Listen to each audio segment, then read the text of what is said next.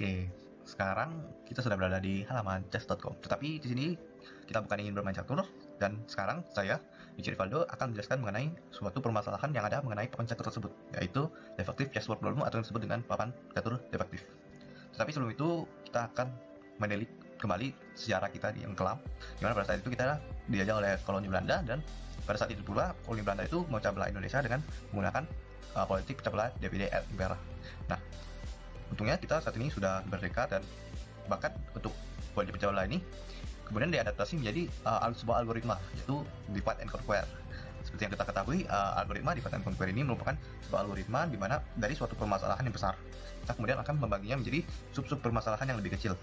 Nah, tetapi sub permasalahan yang lebih kecil ini akan memiliki karakteristik yang sama dengan persoalan awal yang tadi kita pecah tadi. Kemudian dibagi lagi menjadi sub-sub persoalan yang lebih kecil, dan tentunya di sini kita akan menyelesaikan satu persatu sub persoalan tersebut. Nah, kemudian nantinya ketika kita telah mendapatkan solusi untuk setiap sub persoalan, maka nantinya kita akan melakukan penggabungan kembali solusi-solusi tersebut ke dalam solusi yang lebih besar untuk persoalan yang lebih besar. Nah, jadi nanti akhirnya kita akan mendapatkan solusi untuk persoalan awal tadi.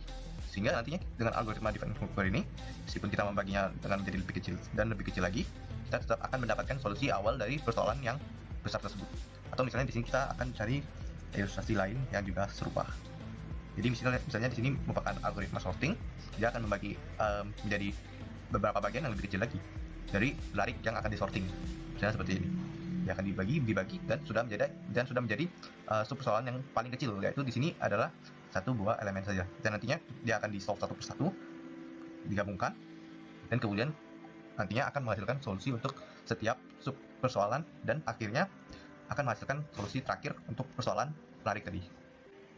Nah, algoritma divide and conquer ini memang lebih cocok untuk direpresentasikan dengan prinsip rekursivitas, dimana tentunya kalau misalnya kita lihat tadi, kita akan bertanya-tanya, kapan kita membagi instansi persoalan tersebut sampai dengan kapan? Nah, tentunya nanti kalau kita menggunakan implementasi rekursif, maka kita akan melakukan pembagian tersebut sampai instansi persoalan tersebut mencapai basis rekursif tersebut, dan pada saat itu pula nanti dia akan melakukan tahap penyelesaian atau tahap solving dari persoalan tersebut. Sama juga dengan prinsip kombinasinya tadi. Oke, jadi dari tadi kita telah membahas mengenai algoritma divide and conquer, dan tentunya dari tadi kita telah mendengar mengenai defective chessboard problem. Nah, tapi apa sih permasalahan dari defective chessboard problem itu? Nah, seperti yang kita ketahui, sebuah papan catur yang umum dimainkan pada saat ini itu ukurannya adalah 8x8, di mana pada ini merupakan, misalnya di sini koordinatnya digambarkan dengan menggunakan angka, dan di dalam absisnya itu digambarkan menggunakan huruf. Dan kalau misalnya kita ingin menggambarkan suatu kotak yang ada di dalam papan catur tersebut, kita akan menggunakan kombinasi dari keduanya nih. Misalnya di sini merupakan D5. Oke. Itu merupakan papan catur yang umum kita mainkan. Tetapi kalau misalnya kita berbicara mengenai defective chessboard problem, itu nantinya kita akan mendefinisikan papan catur milik kita sendiri, yaitu papan catur yang bentuknya sama seperti ini, yaitu memiliki grid-grid kotak seperti ini, hitam putih ataupun warna lain, dua warna lain. Tetapi di sini ukuran dari papan catur kita itu dinyatakan dengan sebuah konstanta n kali n, yaitu di mana n ini merupakan 2 pangkat k. Jadi kita akan memiliki sebuah papan catur yang ukurannya adalah 2 pangkat k dikali 2 pangkat k, di mana k ini dimulai dari 1 dan juga seterusnya. Jadi misalnya kita mempunyai k yang misalnya bernilai 1, berarti kita memiliki kotak dari papan catur itu yang berukuran 2 dikali 2, yaitu ini, dan juga ini. Jadi kita akan memiliki papan catur yang berukuran 2 kali 2, berarti nanti kita akan memiliki n kali n kotak, yaitu 2 dikali 2, berarti 4 kotak saja. Nah, tetapi untuk permasalahan papan catur defektif ini, sebenarnya intinya itu adalah dari sekian banyak kotak yang ada di sebuah papan catur itu, kita akan mengalami kerusakan atau kehilangan salah satu dari kotak secara acak. Misalnya di sini papannya ini, kotak di sini merupakan kotak yang sudah rusak ataupun hilang. Jadi kita tidak bisa menggunakan kotak ini untuk permainan nantinya. Nah, dari kotak-kotak yang sisanya, misalnya di sini berarti kotak sisanya yang ada yang 63 kotak sisanya ini. Nah, kita akan diminta untuk menutupi sebuah permukaan dari kotak-kotak ini dengan menggunakan triomino. Nah, di sini tentunya kalau Anda sudah pernah bermain Tetris, triomino ini pasti sudah Anda ketahui. Jadi triomino itu tentunya merupakan kotak-kotak yang biasa kita gunakan untuk bermain Tetris gitu. Nah, dan di persoalan defective chessboard problem ini, kita nantinya akan menggunakan triomino yang khusus bentuknya adalah L-shape seperti ini. Jadi dia bisa seperti ini, ataupun seperti ini, ataupun seperti ini, ataupun seperti ini. dengan orientasi yang berbeda-beda dan jumlahnya tidak terbatas, jadi kita bisa menggunakan berapapun L-shape triomino ini di dalam penyelesaian permasalahan kita tadi. Oke, langsung saja kita akan menuju ke tahap demonstrasi dari permasalahan defective chest problem tadi. Nah, dari papan catur ini kita akan mencoba untuk mengambil papan catur dengan ukuran 4x4, yaitu berarti kita akan menggunakan K dengan nilai 2. Oke, saya pindahkan ke dalam flip software legendaris. Oke, berarti di sini sekarang saya sudah punya 16 buah kotak untuk papan catur berukuran 4x4, dan di sini saya akan melakukan perusakan salah satu dari 16 buah kotak ini. Misalnya di sini saya akan memecahkan ataupun merusak papan kotak dengan di sini dengan posisi tersebut. Nah, berarti kita kan tahu bahwa kita bisa menggunakan triomino dengan bentuk seperti ini, ataupun seperti ini, ataupun seperti ini. Oke.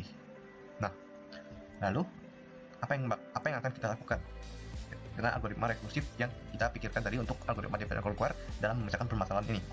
Nah, tentunya kita akan menentukan basis rekursif terlebih dahulu. Kalau dilihat dari permasalahan tadi, apa sih basis rekursif yang bisa kita gunakan untuk memecahkan permasalahan ini?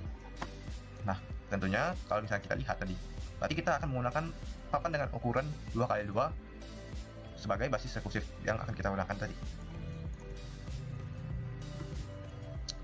Mengapa 2x2 tidak 1x1? Karena tentunya kan kita tahu bahwa si triomino ini tadi bahkan ukurannya itu sudah merupakan 3 buah kotak, sedangkan 1x1 saja hanya punya 1 buah kotak saja.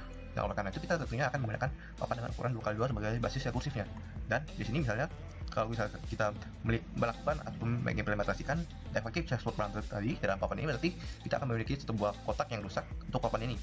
Nah, nanti untuk penyelesaiannya berarti kan kita langsung saja memasukkan salah satu dari keempat triomino ini ke dalam papan yang ini, tergantung yang mana yang cocok, dan ternyata kita bakalan memilih triomino pertama ini di dalam papan yang ini. Sehingga kalau misalnya seperti ini saja, nanti kita langsung berhasil menyelesaikan permasalahan tersebut.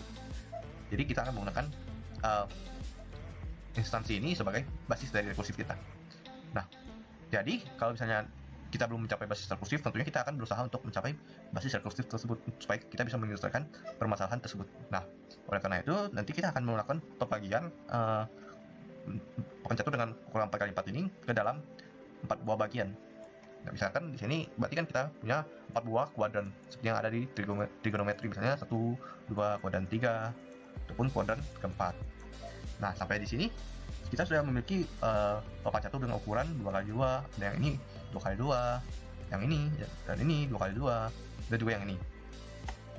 Oke, tetapi di sini kita perhatikan bahwa ternyata hanya ada satu kotak yang punya papan dengan kotak defektif, yaitu kuadran pertama saja.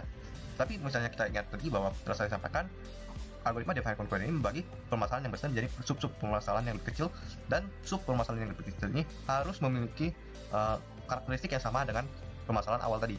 Dimana dalam permasalahan awal tadi kita memiliki sebuah kotak dengan ukuran n kali n, dan dari kotak itu salah satu kotaknya adalah kotak yang defektif. Dan di sini kita bisa lihat bahwa untuk kuadran kedua, untuk kuadran ketiga, untuk kuadran keempat dia belum memiliki kotak defektif sama sekali. Nah, oleh karena itu kita tidak bisa melakukan atau melanjutkan algoritma yang telah kita buat tadi, karena kita belum memiliki karakteristik yang sama untuk setiap sub persoalan yang lebih kecil. Bagaimana caranya supaya kita bisa melanjutkan algoritma tadi? Nah, tentunya kita di sini akan menambahkan salah satu kotak yang defektif untuk kotak-kotak yang untuk papan-papan yang belum memiliki kotak defektif tadi. Nah, posisinya kita akan tentukan misalnya di sini saja, di bagian tengah dari pusat papan. Mengapa? Supaya lebih teratur saja sih. Nah, berarti di sini sekarang kita punya 4 buah papan catur, dan di sini setiap papan catur sudah memiliki 1 buah kotak defektif. Nah, berarti kan kita sudah berhasil membuat karakteristik yang sama untuk setiap sub persoalan, dan tentunya kita bisa melakukan generalisasi algoritma rekursif yang kita buat tadi. Dan karena sudah mencapai basis, nantinya kita langsung saja melakukan tahap solving, yaitu memasang salah satu dari keempat buah orientasi triomino ini ke dalam papan catur tersebut sesuai dengan letak dari kotak efektif yang ada di dalamnya. Misalnya kita mulai dari kuadran pertama, kita akan berarti memasangkan triomino dengan orientasi seperti ini, yaitu triomino pertama. Misalnya di sini untuk kuadran kedua, berarti kita langsung memasang triomino ini.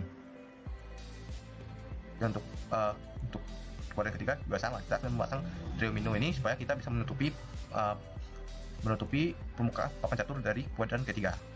Dan terakhir juga sama seperti ini. Nah, apakah sudah selesai? Belum. Mengapa? Karena kita ingat tadi bahwa kita hanya menambahkan kotak-kotak defektif yang semu saja. Jadi pada persoalan awalnya kan kita tahu bahwa kotak defektifnya itu hanya ada satu saja, yaitu yang ini. Tetapi yang 3 buah kotak tadi bukan kotak defektif semu yang sengaja kita tambahkan karena kita ingin melakukan generalisasi algoritma rekursif. Dan oleh karena itu, untuk tahap combine ya, maka kita akan kemudian menambahkan triomino ataupun memasangkan triomino lagi supaya kotak yang ini menjadi tidak rusak lagi. Dan dengan demikian nanti kita akan mendapatkan penyelesaian untuk solusi persoalan papan catur dengan ukuran berkali 4 dan posisi dari kotak defektifnya adalah di sini.